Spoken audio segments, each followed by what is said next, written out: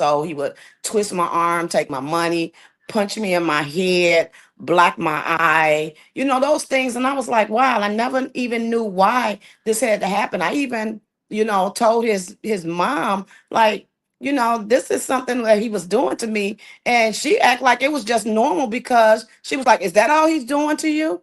And I'm like, wow, yeah, that's enough. Kind of like allow things to happen, even though you don't like it and you feel like you don't have a voice anymore. You don't know if, like, I'm not going to say anything because just the sake of probably losing this person or whatever the case may be. And that's what I went through a lot of that because I loved him.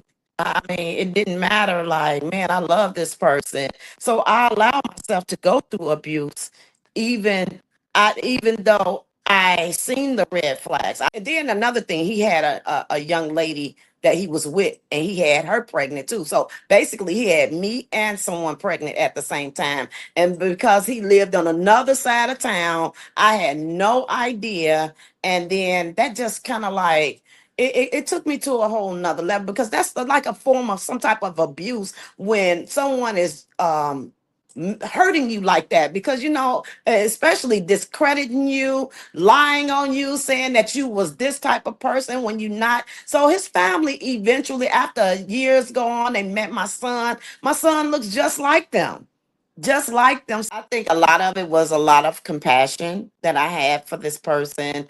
Um, I had some love. I did love him. I didn't want to see me hurt this person, so I kept psyching myself into staying.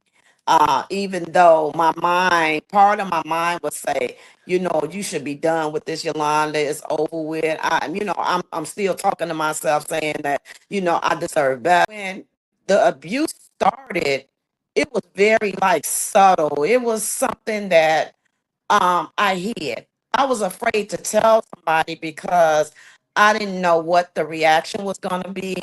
I didn't know how to tell my parents or he would also, he had started using, narcotics, drugs. And I think a lot of that started the abuse as well. I'm bleeding out of my nose and my mouth, and I just couldn't understand what had happened to me. And when I finally regathered myself and I was talking to them and telling them, don't let me die. And they were so hysterical themselves. And they was like, oh my God, oh my God, oh my God, she's alive, she's alive. And I kept telling them, I just said, don't let me die. And they said, you're not going to die.